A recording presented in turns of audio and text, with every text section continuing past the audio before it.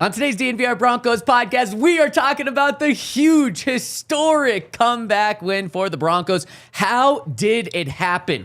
We're going to get to the bottom of that, and we're going to hear from Sean Payton and Bo Nix on what changed with the Broncos offense. Plus, we're diving into the film with the inside scoop, and then we're going to round out the show by hearing from Peyton Manning. Get emotional talking about Demaryius Thomas, and it all starts now.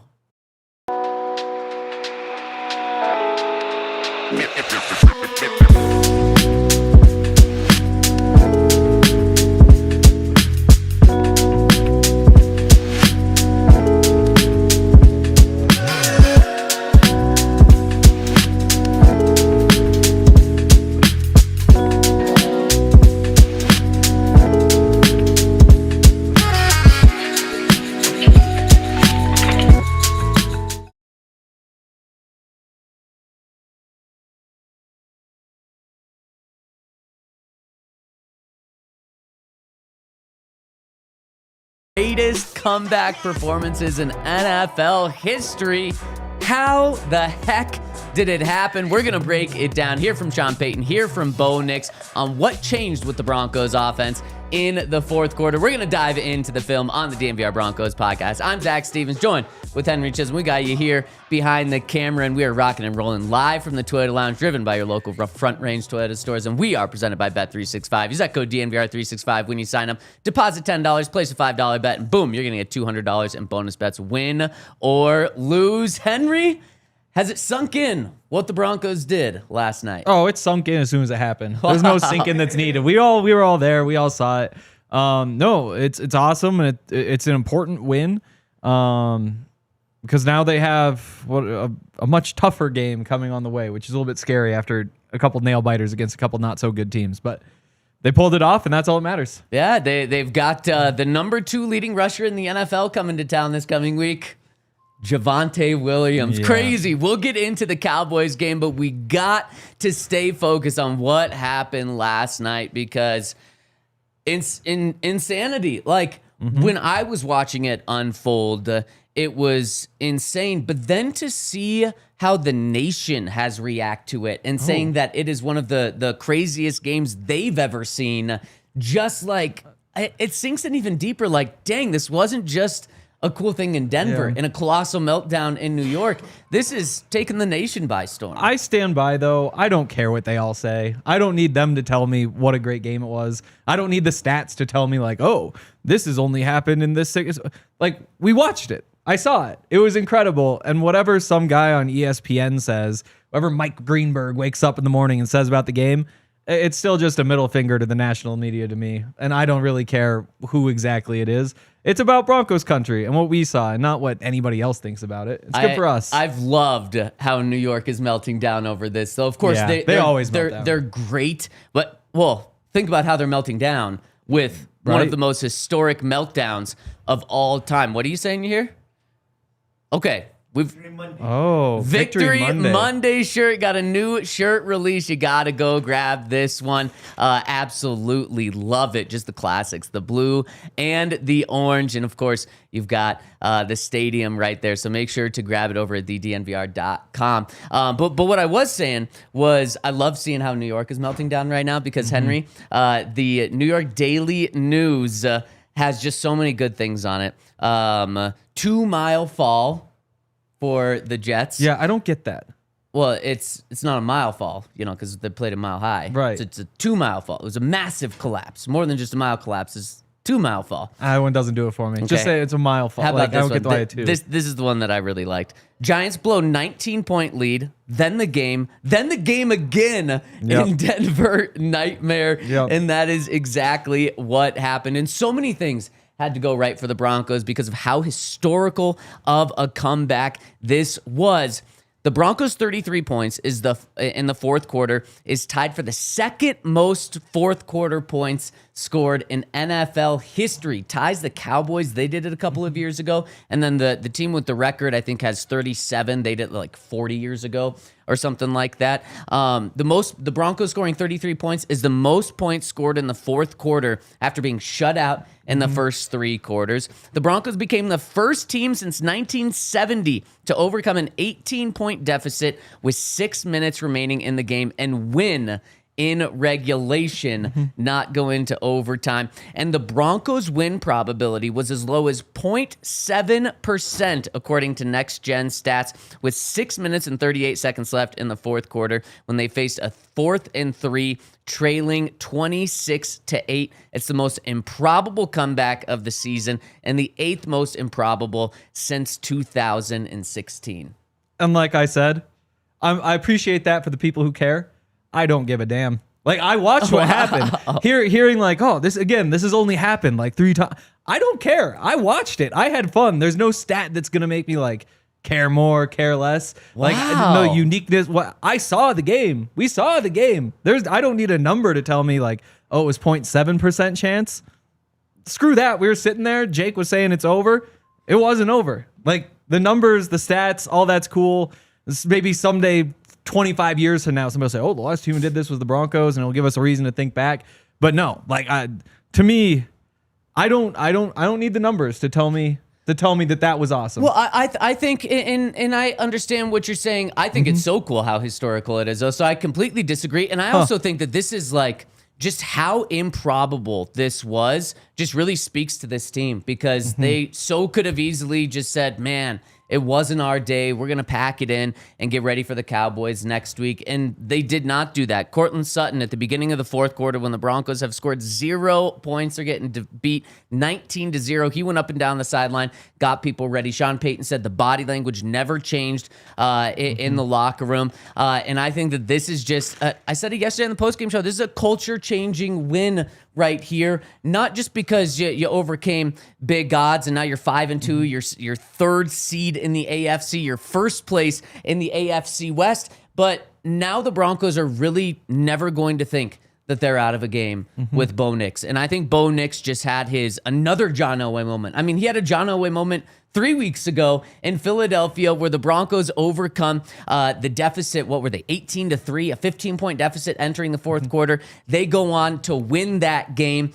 Bo became the first quarterback since John Elway to win in Philadelphia. John did that his first Pro Bowl season. This could catapult Bo. And then Bo just did it again yesterday with the greatest fourth quarter comeback in Broncos history. And we know John Elway was all about those fourth quarter comebacks, and Bo was able to do it. So I think this gives the team so much belief, whether it's after a bad first quarter or after a bad 3 quarters, that they're just always going to be in it. Yeah, I mean, they've done it over and over and over again at this point. But they hadn't before. What do you mean? Before the Eagles game. Oh, right. They had it. Yeah, but these last 3 weeks, it's just bang, bang, bang. They've gotten it done over and over and over. And I think it's awesome, and it was a lot of fun. It would be really nice, though, just to have like a Bengals type game again. Totally. Where you just go out there and win. And, we talked about yesterday, like, there's a lot of Elway in it. There's a lot of Tebow in it. And there's a big difference between those two things. And so you just got to figure out on which line it is. But to be 5-2, top of the AFC West, it's a good spot to be. And it opens some doors. I'm curious, in talking to a bunch of people, at least around the company, there isn't a lot of belief in the Broncos being like a really good team, as much as it's like they keep winning. And I think that that's kind of the next step, where, when you're 5-2, every door is open for you. I'm curious, and tell us in the chat, because I'm curious, like, where do you feel about like what the Broncos actually are? Because there are just as many red flags as there are like, oh, look, this piece of it's awesome. And so as much as it was really fun yesterday, I still don't know that like I learned about this team. I almost feel like I know less about the Broncos right now than I did 24 hours ago. Wow. Like, because anything you could think about the team, like if you say like, I don't know, Bo Nix looks like the guy, you could also go back and say like, remember when they're pulling up the stat about the 4 of 22 on passes 20 or more yards downfield? Yeah. And you're just like, I don't know. You could talk about like, wow, this defense is awesome. But then there's a couple examples of like the late game drives and mistakes. Like, it is just so tough to pin down what the Broncos are right now. But the only thing that matters is the record and whether you win or lose. And when you're 5-2, every door is right there. So if they come back and clean everything up in the next couple days, they show up against the Cowboys. Hey, why couldn't they keep winning? Well, I totally understand what you're saying. Those first 3 quarters were bad, and then you have the defense after the game saying the offense was the reason they won this game, and then you remember to the first 3 quarters about how the offense did absolutely nothing. And that's why the mood from Sean yesterday was not happy, not jubilation, not celebrating what they did in the fourth quarter. It was more concern about what the first 3 quarters looked like and getting that changed, and then getting the Broncos defense in the fourth quarter to change as well. Because Henry, I mean, the Broncos, they should have won the game after Bo Nix ran it in, and you go up there, especially with this defense. This defense is built to stop 2-minute drives. It's built for that. You got the pass rush to do it. You've got the pass defense to do it. Now, obviously, there was a very wrong, I'll say it. Sean didn't want to criticize the officials because he'll get fined. No one's fining me. There's a wrong defensive pass interference penalty called, but still, that it wasn't like that play was 80 yards. No, it was a big chunk, but the Broncos defense still let them go down the field. But I'm going to throw the orange colored glasses on and spin it this way. The Broncos then were still able to overcome that. And a cool thing that people are pointing to is the Broncos got the ball with 33 seconds left. They scored 33 points, and of course, they did it on a day where Demaryius Thomas, he passed away at the age of 33. There was mile-high magic in that building. And Henry, I want to hear from Sean. I want to hear from you. I want to hear from Bo. How did this happen? What changed for the offense in the fourth quarter? But I got one more stat that I want to throw your way, and you let me know if you actually love this. If this one is meaningful, this is a fun one. Bo Nix became the first player in NFL history to have 2 passing touchdowns and 2 rushing touchdowns in a fourth quarter. Yeah, no, it's cool. Yeah, like how many teams have ever scored 28 points in the fourth quarter? Not many. What about 33? Exactly. 2 2-point conversions? But so you need the 4 touchdowns just to have a chance for all 4 of them to be from the quarterback, and then you need the exact 50-50 split betwing rushing and passing. Yeah. So, like, again, like, Peyton never I'm not did shocked it. by Tom that. never did it. I'm not shocked by, like, I'm not shocked by, if anything, I'm shocked that it wasn't, the stats aren't even better. You know, like, I would have expected. Excuse me? Well, no, but, like, the fact that there are other teams that have scored 33 points in the fourth quarter. I would have expected nobody's ever done that before, you know, or like I would have expected. Like they say, like, oh, it's like a 0.7% chance. Yeah, it's like it was that high. It felt like it was much lower, and that's why again, like the stats, the little decimals, all that stuff.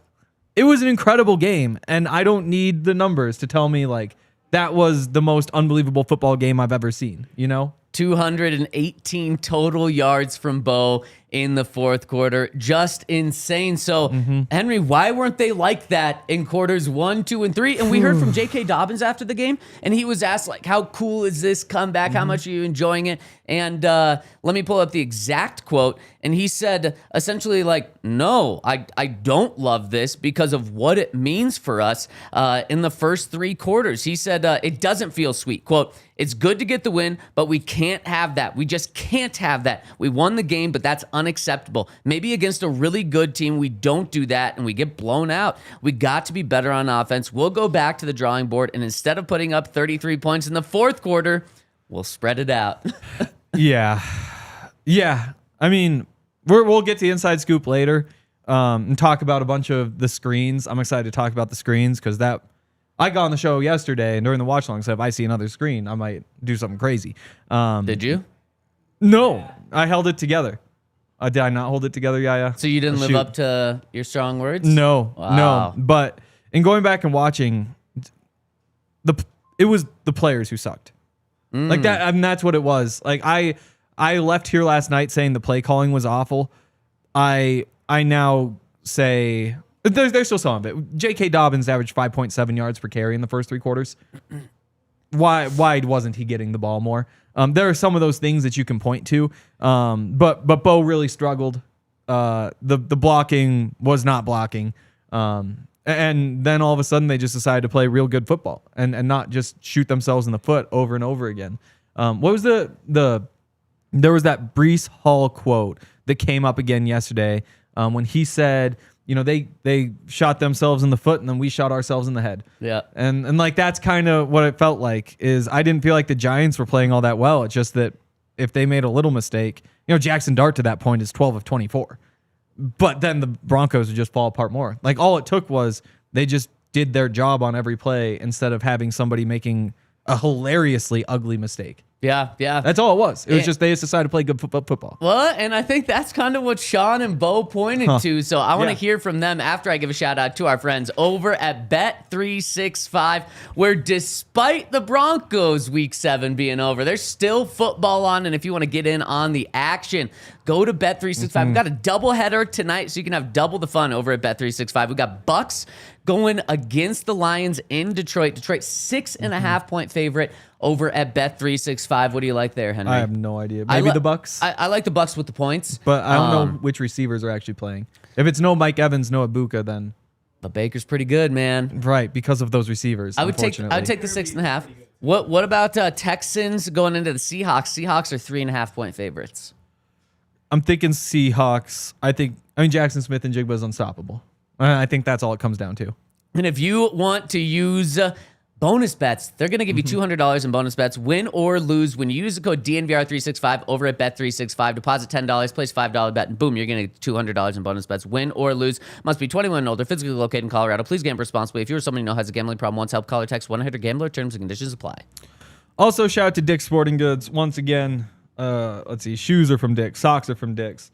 These shorts are from Dick's. The sweatshirt's from Dick's. I'm wearing the Nuggets Championship t-shirt underneath. The first one I got was not from Dick's, but then I ordered 3 more when they were on clearance, and they were from Dick's. So there's about a 75% chance that this shirt underneath is also from Dick's. I only go to Dick's. I am addicted, as Yaya says. And if you guys are looking for anything to wear, if you want to look like me, go to Dick's, especially in Colorado, because you can pick up all your favorite stuff from Nike, Adidas Originals, FP Movement, a bunch of other stuff, including DNVR, plus the latest equipment for baseball, football, soccer, basketball, golf.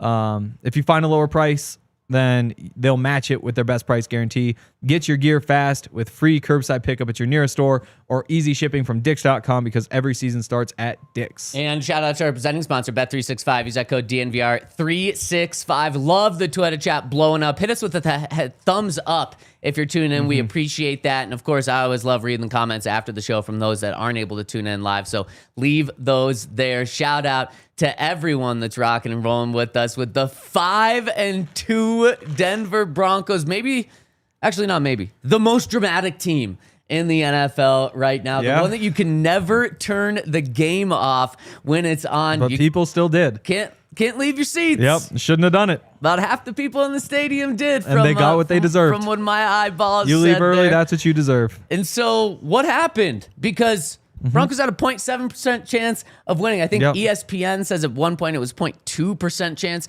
of winning. How the heck did the offense go from completely incapable of doing anything, 0 points in the first 3 quarters, to 33 points in the fourth quarter? Sean, when did the momentum flip in the fourth? And Henry, don't you dare say tempo. Right. Let's hear Sean's answer on this. Well, look, we got the first score we needed, and then obviously we get into 2-minute offense. I don't want to hear about tempo, all right?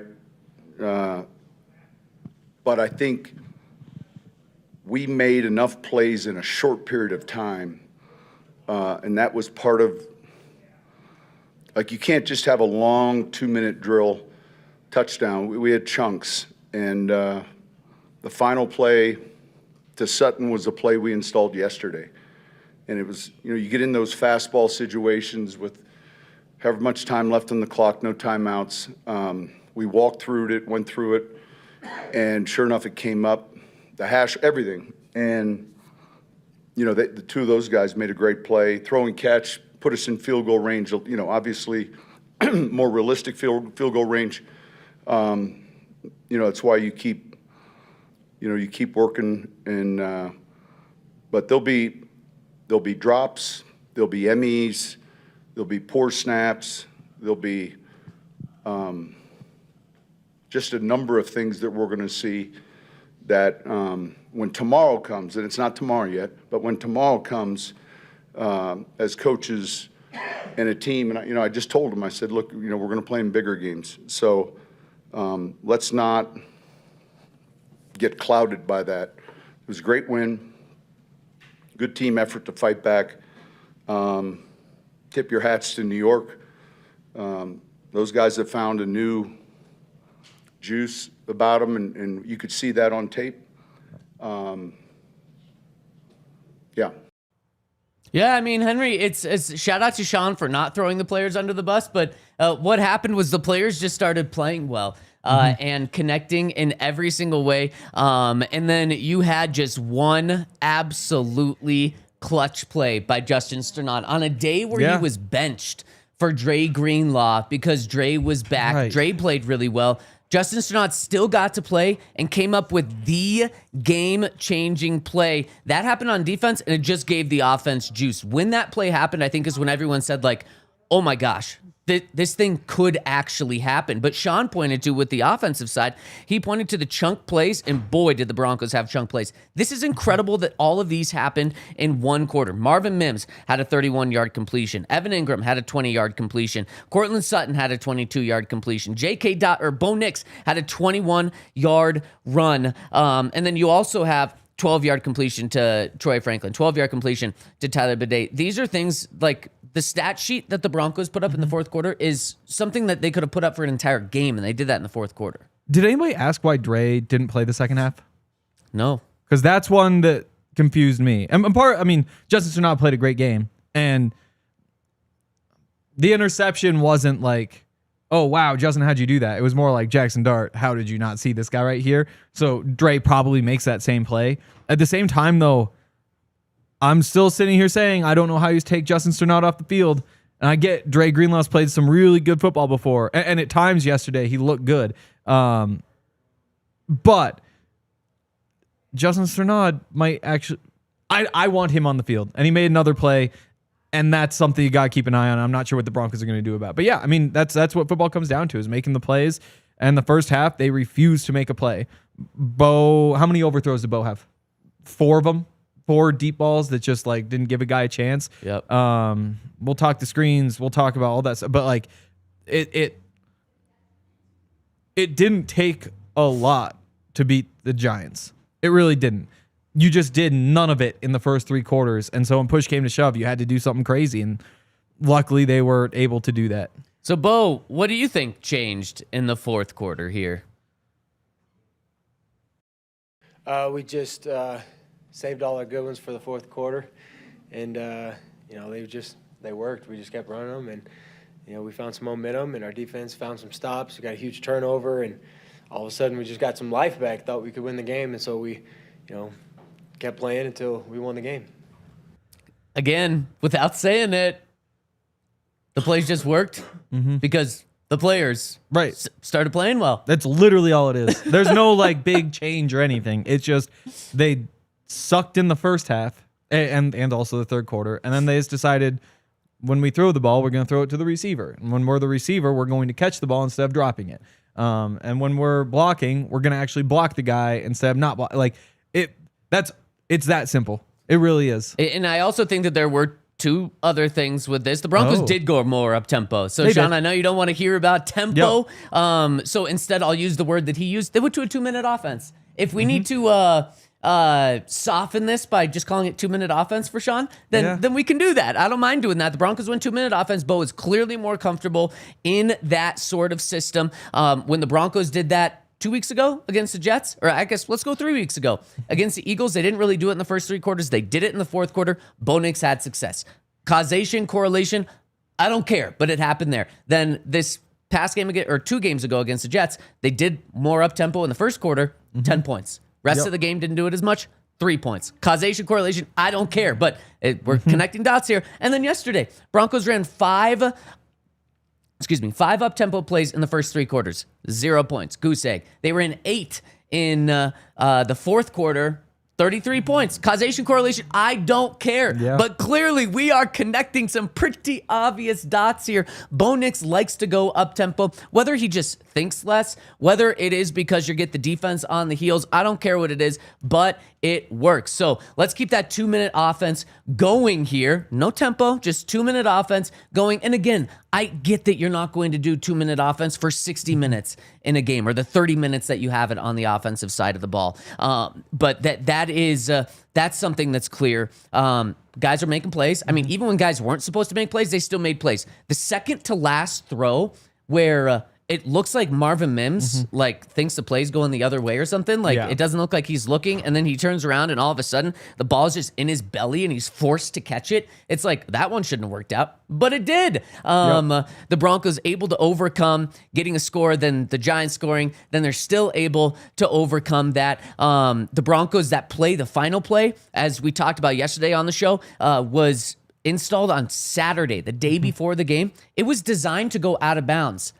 That didn't work. Yep. Courtland was inbounds, but they had enough time left on the clock to run up. So everything went their way. And then the one thing on defense that went right was a takeaway. Henry, we've talked about how this defense is so good, an elite defense, but the one thing they're missing is takeaways. Well, they got one in the most important part of the game, and that's what changed it all. So, I mean, everything went right in the fourth quarter. The players played better, and there were a couple of tweaks that worked. And as someone in the Twitter chat said, Bo Nix ran the ball. And that added another dimension to this defense or to this offense in the fourth quarter. In the fourth quarter, Bo Nix, leading rusher, 3 carries for 46 yards. That's huge. Yeah. But yeah, it also, part of it is how the defense is defending you. You know, that Marvin Mims catch, for example, when they're just playing prevent defense, they only have the 3 rushers, which we heard about from a very angry Brian Burns. Dropping 8. The hell are we doing? Right, exactly. And he's right. It's tough. And without saying for sure, those runs from Bo at the end of the game, I guess a couple of them are designed. The one around the edge for the touchdown where you get to fake the screen to the right, and boy, did they bite on that after you've run the 11 screens already in the game. But on the other runs as well. Yeah, they ran 11, which that's a Sean Payton offense. Yeah. That's what they do. And if literally anybody can block, they kind of work. But that's I mean, when the defense is dropping back again, like this screenshot here, unfortunately can't share it. 4 guys deep here, 3 guys 10 yards down the field in the middle. Of course, Bo can get out of there and run because you're down by so much. They're all dropping, and so again, it's a chicken and egg thing. It's like, yes, it's great when Bo runs, but sometimes it's a lot easier to run, and is it the tempo or is it the fact that the Giants are just sitting in soft zone coverages that's leading to the production for the offense? You know, you can call your 2-minute plays, but you can't make the defense call their 2-minute defense plays. But still, I mean, there is obviously a correlation between the tempo and it working. And not tempo. I think Henry, get that word out of your mouth. I think Sean thought that last week was going to be tempo week, but after what happened again this week, when the tempo is what works, and he'll say, no, it's them dropping everybody in coverage, leaving massive amounts of space underneath. That's what's working. Now there's another week of talking tempo, which he thought was probably over. Yeah. I'll let you talk tempo. I want to be nice to Sean. I'm going to say 2-minute. Okay. The 2-minute offense starting with 15 minutes left in the first quarter. That's when I want to see the 2-minute offense start. 15 minutes left in the first quarter. Henry, you want to show the film. We got screens. You want to show the film. Screens. So let's dive into the film after I give a shout out to our friends over at Ent Credit Union, because Ent Credit Union is for Broncos country. Everyone has to have a credit union, a bank, whatever you want to call it. And if you want to bank like a Bronco, you got to just check out our friends over at Ent Credit Union, where they are all about the Broncos, including you can get a debit card with Broncos on it. It's awesome. It's so cool. It's one of a kind. You can only get this at Ent Credit Union, but that's not it. That's only scratching the surface about how they are a credit union for the Broncos. Every 15 swipes of your Broncos checking debit account or card earns you a chance to win home game tickets, a Broncos debit card, and also a limited edition Bo Nix credit card or debit card are available now. 10% off food and gear on game days at Empower Field and Mile High. No surprise fees. And so if you're ready to bank like a Bronco, head over to ent.com/DNVR. That's ent.com/DNVR to learn more. Insured by NCUA. Membership required. Account requires Associated and Broncos debit card. And Common Spirit Health. Common Spirit is awesome. If you went through some stress yesterday, let's see, what does stress cause? Stress causes like aneurysms, heart attacks, strokes, all sorts of horrible things. Hopefully whatever happened to you was more minor from that stress, but whatever it is, Common Spirit can help. Whether you're looking for preventative care to advanced surgical solutions, they've got the physicians and the staff to offer personalized treatment tailored to your unique needs. You can expect a blend of cutting-edge technology with a commitment to human kindness at their 20 hospitals, 240 clinics, and care sites right here in Colorado. Whether it's a routine checkup, managing a chronic condition, responding to an emergency, you can trust Common Spirit to deliver exceptional care close to home. Yeah, more than just hospitals and clinics. They really care. They're experts. They're only the best, and you can experience the difference that compassion makes. If you want to find a Common Spirit location near you, discover a new standard of health and healing, go to mountain.commonspirit.org. Common Spirit Health, official healthcare partner of the Denver Broncos. And shout out to our presenting sponsor, Bet365. Use that code DNVR365 when you sign up. And shout out to the Toyota chat. A lot of people tuning in today. Hit us with a thumbs up. We really appreciate it. And Chad Scheller, who is a supporters club member, asked a question. Are there any updates on the injuries? Well, as much as Sean doesn't want to hear about tempo, he even more so will refuse to talk about injuries. So no updates on injuries. Obviously, Mike McGlinchey really played through it yesterday. I mean, he was just going on and off the field, dealing with a knee injury, we found out after the game. So we will keep our eye on that. We'll know more on injuries on Wednesday, so make sure to tune in on Wednesday and make sure you're following our social channels for that. And Chad, shout out for being a Supporters Club member. Shout out to everyone that's a Supporters Club member. Really cool perks with that. You get exclusive emojis you can use in the Twitter chat. You get members-only videos if you get that Hall of Fame level, and it really supports us. So really appreciate that. If you guys want to do that, it's a YouTube thing. You can do it right just going to our YouTube homepage. We appreciate everyone. All right, let's jump in to the inside scoop here.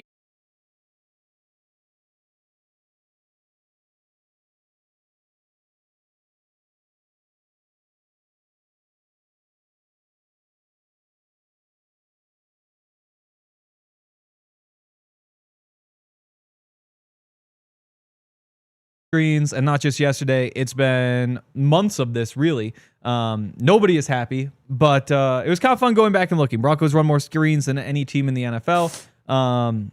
I've got every single screen from yesterday. The first couple we can kind of dig into and see what's up, and then just fly through the rest. We'll see how far we get. But here's the first screen of the day. We've got, I believe that's RJ Harvey who's going to leak out there. And if you look, you've got two blockers, blocker, and then three defenders. That's kind of what you want for a screen. You want to be able to get, Benny's here. I'm doing his job. Now there's some pressure. You're doing his job as he's just watching over you. Right. And so you're looking. Oh, wow. Henry's got a little red right now. No, I am very red. We have what you're looking for is these one-on-one. So if you can make this block, you can make this block, then running back versus this guy, make a miss, and you got a big play. What happens? Here's Courtland Sutton, who totally misses this block, and it's all stuffed up right here for a 1 yard gain. Doesn't work. Yep. Head to the next play. We're going to get a motion right here. And now you can see block. But what happens? This guy is able to split Troy Franklin and Garrett Bowles. And despite having a blocker for every single defender, it's another one. This one's actually stopped for a loss because they just didn't make the block. Who were the receivers on that one? Troy Franklin is right here, and Garrett Bowles is right here. And he just goes, as you can see, right in between them. Yeah, I'd take that setup. Garrett Bowles and Troy Franklin on you one would think. defender. Yeah, you would think. I think so. Moving along. So it looks like we missed the first play. So the first play was Evan Ingram, who missed the block. It was probably the most egregious miss of any of them. This one, we jump ahead. As you can see, Courtland Sutton provides no resistance right here to the corner who is flying into the backfield. It's about to light up RJ Harvey. Again, you got blocker here, blocker here, blocker here. And you can imagine what would have happened if Courtland Sutton had just made this one block, then there's so much space. The only defender you have to worry about is this guy 20 yards downfield. Skipping ahead again. Here's another one. One that should work. I'm in the wrong what? We missed the first one. We can figure it out later.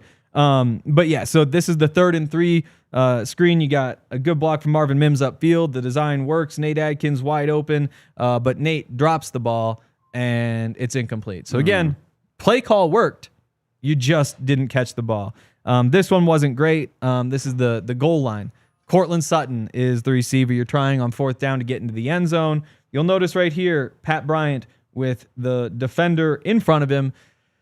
Pat Bryant misses the block. It's dead right here. Could Court have found a way to get into the end zone with these 3 defenders kind of pursuing? Who's to say? But you don't even give him a chance because Pat Bryant just stuffs it up right there at the line of scrimmage with a missed block. Here's one that's set up well. Yeah. Yeah, no, there's a couple at the start. Can you get to the start? Okay. While you're on your way over here, here's one that's blocked up well. This is what you're looking for is 3 guys with 2 blockers. So you're able to get 1 block, 2 block, and this guy is unblocked. So what does RJ Harvey do? Or Tyler Bidet, I believe, cuts it all the way inside, picks up 12 yards or so. All right. There we go. Yeah. There we go. So now we're back to the start. So all these can actually go in order so we can make the point. So here's Evan Ingram at the top, and we can really dig in. Again, this looks like it's all blocked up. This is the actual first screen of the game. Blocked. You have an extra blocker here to take out maybe the linebacker, maybe extend to the safety. But if you're the running back, you have to think it could be a massive play. But again, what happens? Evan Ingram facing this way, defender gets inside him. Again, just look at what could have happened. If you make this block, you have a spare blocker to cut inside. There's so much space. But instead, you have the tackle back here. The actual second screen of the game, one that worked, get the motion from Marvin Mims. You have a man. Again, so when you have these 2 blocked, who is the defender that you have to worry about? Is it this guy? Is it this guy? Those are the 2 options. And either way, you've got Marvin Mims with so much space to go outside to cut in. This one gets blocked, and it winds up a one-on-one right here. That's what this is. This is what you're trying to do. Yep. And you're able to get Mims up the sideline, and it works. So now we're to the ones we talked about before. Where you have the Court missing the block on this guy egregiously. And so how do I get to where I was, Yaya? Shrink it. There we go. All right, so there's when they split the blockers. There's when Court misses another. There's when I don't know how I'm press play. There we go. Okay, so there's the Adkins, there's the goal line. Here's the big one from Bidet, and now we're set again. So here's the last screen of the game. Okay, I believe you get it to. No, it can't be. We're close to the end. I believe this is Evan Ingram right here. Again, blocker, 1 man to beat. It's Evan Ingram. So what does he do? He's able to beat the guy. I'm missing the one up the side in the middle, but he makes it up the sideline, makes the guy miss, and picks up 20 yards. I think we're gonna call it right there. I think the big white screen means call it right there. So then, Henry, hopefully we can picked up what exactly happened. Yeah, no. I got benched for Benny today. No, that you technical difficulties. Yeah, technical, very, very difficult. Not your fault. So my question though is, clearly Sean's drawing up plays that should work. Right. But if the personnel isn't able to block for him, one, do you change the personnel, which may be the case, or let's say you don't have the personnel to change to, then as a play caller, you have to stop calling these plays, even though you are calling winning plays, but you just don't have the personnel to block for it. Right. I mean, you go back through, there's 11 of those plays, and the only 2 that shouldn't have worked, the one that we didn't have in there was the one that starts a 2-minute drill. to J.K. Dobbins, which is super predictable because again, every 2-minute drill starts with a screen at this point. Like that's the assumption if you're a defense. And if you're a defense playing against Sean Payton and the Broncos, you've seen at that point 9 screens already. You're thinking screen. And so why does that one end? It's because a defensive lineman knows what's happening, leaks out there and makes the tackle. So it's a guy who you don't even account for in the blocking because you don't expect him to be a factor. You expect if you've got defensive linemen lined up over the guard, J.K. Dobbins caught the screen starting from the same spot in this race. He wins. J.K. wins the race, even if the defensive lineman knows. But when it's blocked poorly and all that stuff, it just doesn't work. So I go through and say there are 2 of those that shouldn't have worked. There's that one. There's the one to Courtland on the goal line. Neither one of those should have worked. Every other one of them was either the drop from Nate Adkins or just bad blocking. And it stinks that you're getting the bad blocking from the guys you're getting the bad blocking from. Like you don't expect 2 screens that should have been double-digit gains to be stuffed at the line of scrimmage or even behind the line of scrimmage because Courtland Sutton can't make the block. And 2 of them were Court. One of them was Pat Bryant. One of them was Evan Ingram. Like those are guys who you kind of, this is part of what they do. I mean, since this offseason, is Evan Ingram a good blocker? Not really, but if you haven't blocked somebody who's smaller than him, he usually gets the job done. Hasn't necessarily been the case this year. And so it's tough for me to say I have to stop calling these screens because Courtland Sutton can't block a DB. You know, like that's right. Who he is. He should be able to do that, and I just don't buy it. Even after what you showed me next week, I would still be comfortable with him blocking a DB. Right, and all those, like they really should have been averaging 10 yards per screen, but every single one of them, there's one guy who just totally blows an assignment and makes it so you don't even get to the point where it's like, hey, we got this one-on-one running back safety 10 yards downfield, 15 yards downfield. Is this a 7-yard gain because it doesn't go well? Does he really make a miss and pick up 20?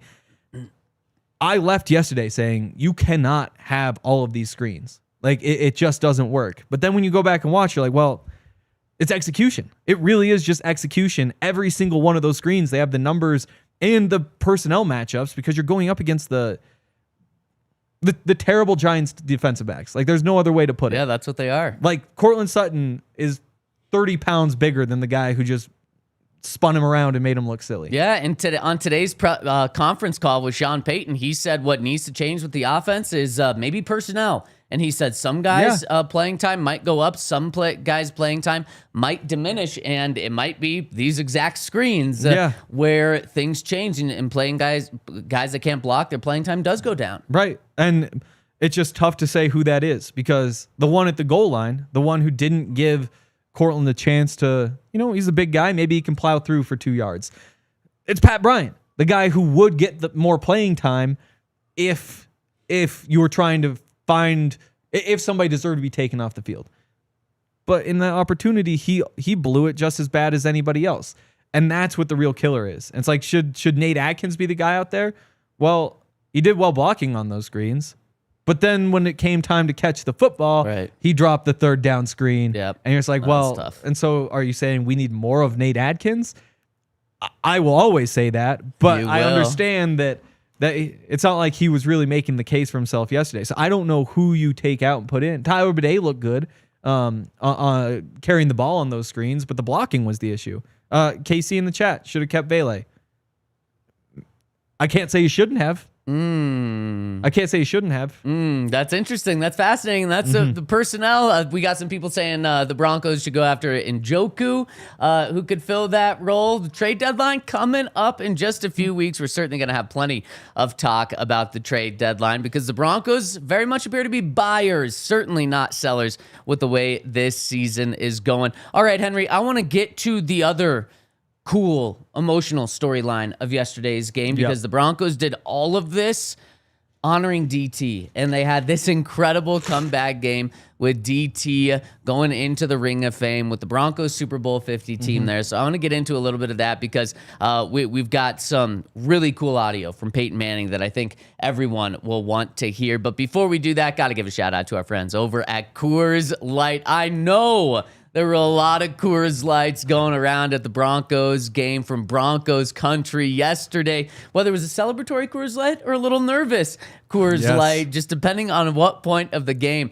you were cracking open a cold one. And Coors Light's always cold. It's all about chilling because Coors Light is brew chilled, it's bottle chilled, it's served chilled, so much to the extent that they have made their cans and bottles turn blue. The mountains on the cans turn blue when it is perfectly chilled. So they're all about that chilling lifestyle. And if you want a beer that is perfect for chilling, Coors Light is that one. Whether you're chilling after work, whether you're chilling for some Monday Night Football, whether you're chilling after a Broncos insane 33-point comeback victory, Coors Light are the friends that we turn to. And if you want to turn to them, you can have Coors Light delivered straight to you by going to CoorsLight.com/DNVR. Celebrate responsibly. Coors Brewing Company, Golden, Colorado. Beer. Also, shout out to Raising Cane's.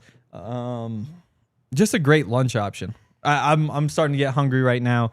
And Raising Cane's is just such an incredible place. I like that they keep it simple. It isn't like going somewhere else where you really have to like think through what you're doing or sit in the drive-thru for a long time. They got the hand-battered, cooked-to-order chicken fingers, crispy crinkle-cut fries, buttery Texas toast, and the MVP of every bite, the cane sauce. You don't want to forget the jugs of freshly brewed tea, freshly squeezed lemonade. You can keep the squad refreshed with a big old jug of one of those. Big plays, big flavor. It's how Cane's does game day. So rally your team, make your next tailgate a touchdown. Raising Cane's chicken fingers, one love. Oh, and also on the drinks.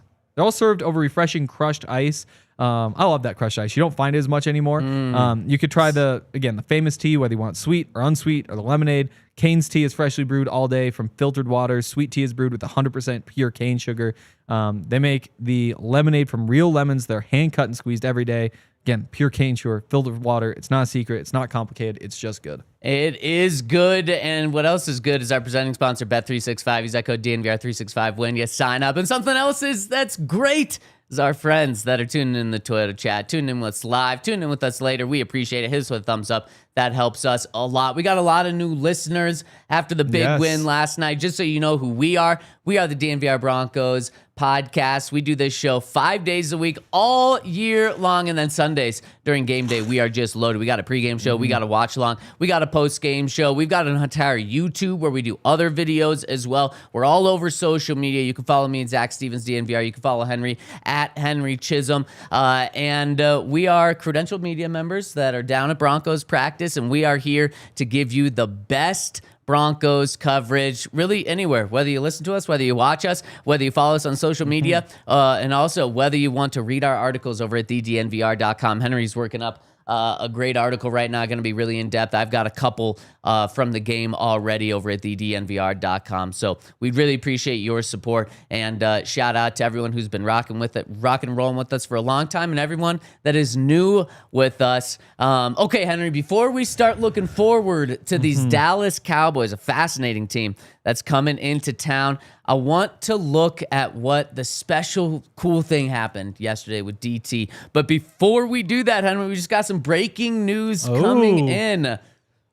We got the Broncos throwback uniform schedule. I know this has been highly anticipated from a lot of people, especially the ones that tune in with us. Broncos will break out their throwback uniforms for the first time this year, this coming week against the Dallas Cowboys. Obviously, the Cowboys have a very classic uniform, so the Broncos against the Cowboys, where they're going to be on most of the country watching, they're going to break them out. I love that. And then they're going to save the other two ones for division games. At home, Thursday night football against the Las Vegas Raiders. Broncos are breaking those out. Perfect game to do that. And then week 18, what could be a game for the entire AFC West, maybe the entire AFC. Broncos are going to close out their season at home wearing the throwback jerseys. Yeah, no, as always, Mario with the jersey news on Twitter had it first. He said last week they had the throwbacks coming this week. It's a fine one. I'd prefer divisional games. You get the throwbacks for each of your home divisional games, and you can use the blue, throw the blue in for one of your primetime games sometime. excited to see him nonetheless. Yeah, I'm happy that two of them are primetime or against divisions. The other one that could have been is Kansas City at home. That's going to be a 2:25 game. That's going to be a massive game. That is week 11, just right after the Raiders game. Maybe they just want to split them up a little bit instead of having them back-to-back weeks. That's why they decided to do it this way. But cannot wait to see the Broncos repping their throwbacks this week. We know the Broncos are also going to do some cool things with the field. Probably have the old school D on there and the old school colors as well. So looking forward to that. I was really looking forward to yesterday. Pretty much the entire Super Bowl 50 team was in Denver. Really cool to see so many guys there. And then just the thing that took it way over the top was Demaryius Thomas being enshrined. His pillar outside the stadium was unveiled with his mom and dad there along with the team. And then at halftime, they unveiled his name right next to Peyton Manning's on the Ring of Honor. And we got to talk to Peyton Manning right before the game yesterday. And man, anytime you can hear from Peyton, it's cool. Anytime you hear from Peyton talking about a really good friend, especially one that was so close with him and his family and Demaryius Thomas, it was so cool. So you hear, let's play the first clip of Peyton here talking about DT. It means a lot. And then, I don't know, today up there, Yeah. also, where's it going to be? Halftime right next to you. No, I know, but the name, did I get bad information on where the name's going to be today? Yeah, right next to yours. Yeah. So the fact that it's going to be up there on the stadium next to mine means a lot. Because we were close, and I was so close to my family as well. So that means a great deal. So just seeing that at halftime, I haven't seen it yet. Obviously, I'll see what everybody else is. But seeing his name up there next to mine at halftime, that'll be pretty special. Peyton says that's pretty special that his name is next to his in the Ring of Fame, and then their pillars are right next to each other. I think I've seen Peyton get choked up 3 times in his life. Not that I follow him everywhere, but I saw him get choked up when the Broncos went back to Indianapolis for the first time, and he played his first game back there right before the game. Of course, they do the crazy video tribute, and he got choked up there. I saw him get choked up at his retirement press conference. And the only other time, 2 major life moments, was yesterday talking about DT, and you can just tell how much he means to him. No, absolutely. I mean, it makes sense. Like if you're if you're Peyton, the one guy who should be next to you is Demaryius. Like that was your number one receiver. Like it only makes sense for those two to be kind of paired off. Yeah, and then Peyton also told a story about how after Super Bowl 50, we've all seen the photos, how Marshall Manning, Peyton's son, is in the laundry bin after the game celebrating, and Demaryius Thomas is pushing him around. So, I mean, more than just a player, more than just an elite player, but also just an elite human. We also have Peyton gave us some more information on why he signed with the Broncos, and unsurprisingly, Demaryius Thomas was a selling point for him coming to the Broncos. Let's hear that. Well, there's a lot going on today. Obviously, they had a really special celebration last night here at the stadium. Can't thank the ownership group enough for putting on an incredibly first-class event for all alumni. Anyone was there last night, but especially members of that Super Bowl 50 team and players that played with Demaryius. It was really a first-class event, and for none of us can believe it's been 10 years, and a lot of us hadn't seen each other in 10 years. So that was very special. And then to honor Demaryius, who's going into the Ring of Honor, certainly emotional. Demaryius, Ronnie Hillman, Greg Knapp, Tom Heckert, that were all members of that team that are no longer with us. So you certainly take a lot of time to reflect during a reunion weekend. Happy times, but emotional times as well. And hard to believe it's been 10 years, but just can't thank the Broncos enough for having us. And look, Demaryius was, every bit as good a human being as he was a football player. And, when all of y'all asked me, what's the main reason you came to Denver, I'm not sure I gave you all the honest answers back in 2012, but Demaryius Thomas was a big reason for it, because I never played with a receiver quite like him, right? I played with Marvin Harrison, Reggie Wayne, unbelievable receivers, but nobody was as big and as powerful as Demaryius was, and I always was kind of wondering, like what would that be like? And and it was every bit as good as I thought it would be. He practiced every day. As you guys remember, he never slid or went out of bounds. So I know he was always, physically hurting or sore, but he practiced every single day, Wednesday, Thursday, Friday, which doesn't happen all that much anymore. And it's a little piece of advice for receivers. You want to catch the ball, practice every day. Your quarterback remembers that and he'll throw it to you. And so I just had great respect for him. And but the way he treated, Ashley and my kids after games, and the kitchen staff and the equipment staff, that was probably more indicative of the person that he was. So we miss him every day, and certainly a special honor for him today. Man, just so cool. And the thing that really stood out to me about that, Peyton had just got off like a decade of playing with Reggie Wayne and Marvin Harrison. Yeah. And he said, even from afar, DT was different. And he wanted to play with a guy like that. We're talking about 2 Hall of Famers, but right different there. though. Yeah, like Reggie Wayne. He's not 6'3" and running a 4.4. He's really good at the things he's good at, but he's not. He's not that guy. He's not a guy who is. I don't even want to say going up and getting passes, but like going up and getting passes. Like Marvin Harrison, 6 foot 185. Yeah, those were kind of like. I want to put him in like the slot receiver box, because they did so much more than that.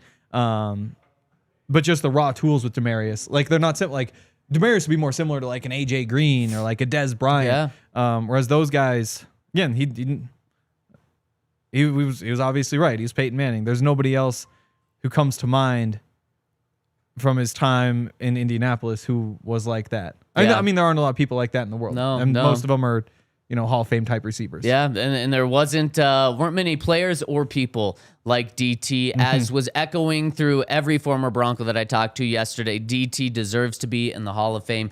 Right. DeMarcus Ware is going to campaign for him to be in the Hall of Fame, and really hope that he gets there. So long live DT. Really cool moment. Shout out to Peyton for talking to the media. And Henry, let's get to some super chats right now to round out the show. We got a lot. First one coming in. A couple from Wyoming Cowboy says, I have a lot to say and I'm going to pay for it all. Let's go, Wyoming Cowboy. Appreciate your support. He says, first, took my son and a couple of his buddies to the game yesterday, and we stayed the whole game. That was the same as the Tebow DT playoff game vibes. It was nuts. Yes, that is a great similarity and parallel right there. Yes, absolutely. And Wyoming Bronco adds 2. Bo Nix lifted his whole team, including the coaches, yesterday in the fourth quarter. The Broncos had their signature game against the Eagles, but this was Bo's signature win. Unbelievable. And I'll change it to unbelievable.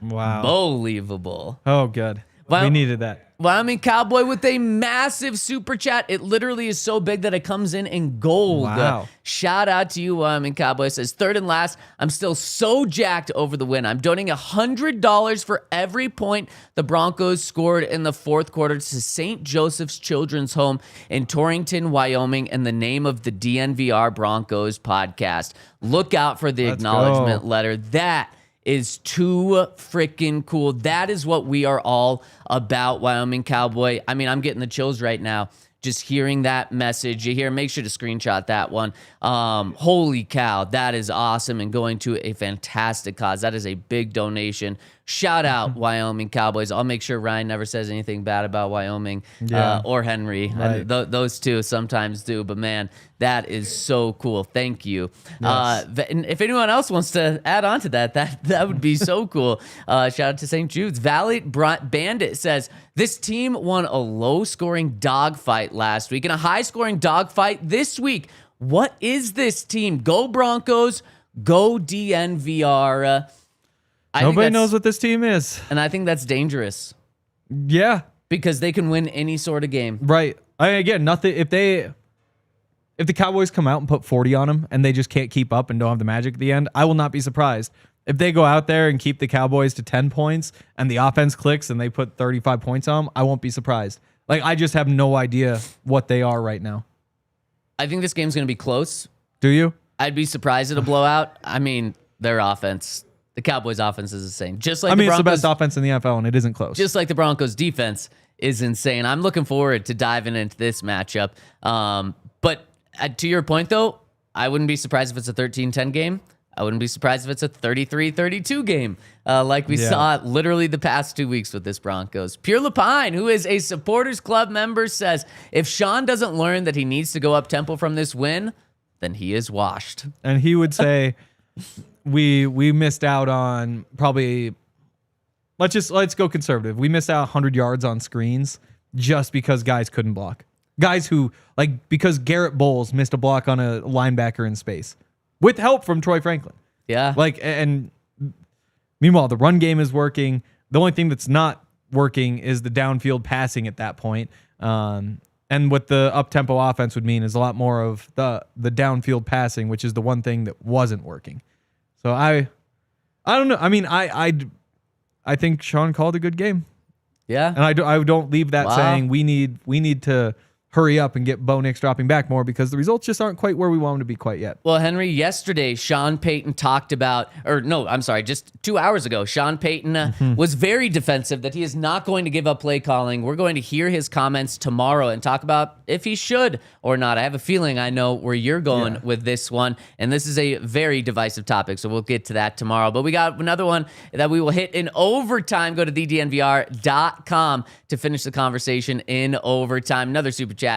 Our friend Desert Bronco, who says, was Moss okay after the collision with Scadaboo in the end zone? Broadcast didn't show the aftermath, but it looked like Moss limped off the field. Well, he did play the rest of the game, but that is just Cam Scadaboo in a nutshell right there. He scores a touchdown and then still looks for contact 2 yards into the end zone. Potentially, could have been a flag there because that did definitely catch Riley Moss off guard.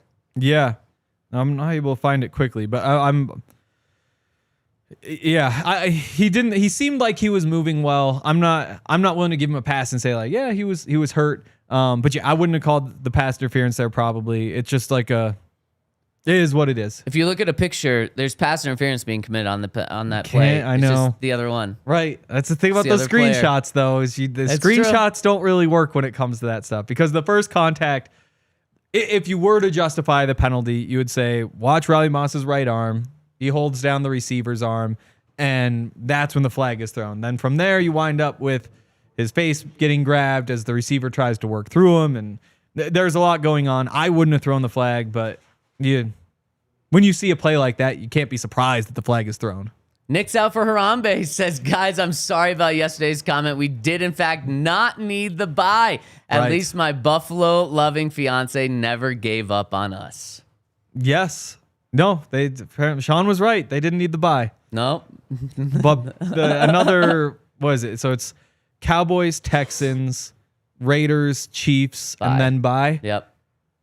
4 more games before the bye sure seems like a lot. You're able to squeak by with this one, but this is finally the Broncos' first regular week in a month where they just are at home, don't have to travel, play Sunday. The next week they play Sunday, no night games. So this could be, while it's not a bye, kind of a deep breath instead of all these little short breaths. Next one from Not to Pot says, DT passed at 33 years old. He blessed us with 33 points. Absolutely. So cool. Cool. Court's catch at the end to set up the game winner got him to 88 yards.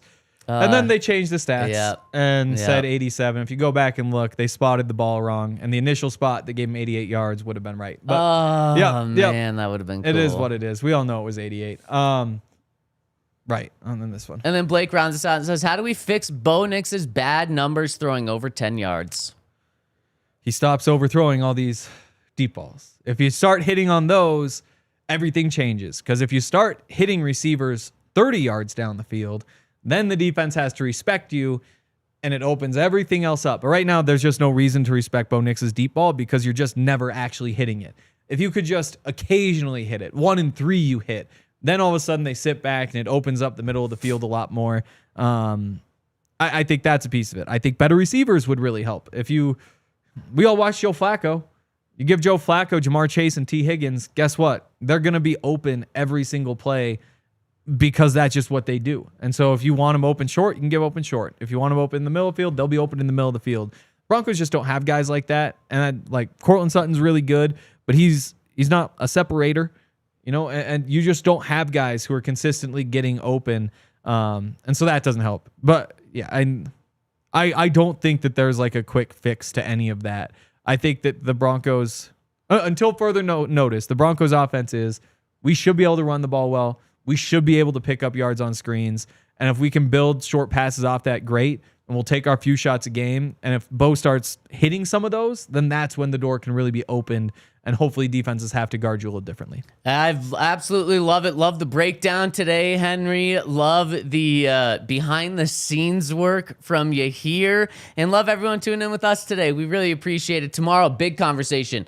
Should Sean Payton give up play calling? And if not, how did they fix the offense? And we will do that. We got a special guest join us as well. So we will see you all tomorrow at noon. I believe we're going to have the third member of our show back tomorrow. So stay tuned for that. Hit us with a thumbs up on the way out, and we'll see you tomorrow on the DMVR Broncos podcast. We all silly like the mayor.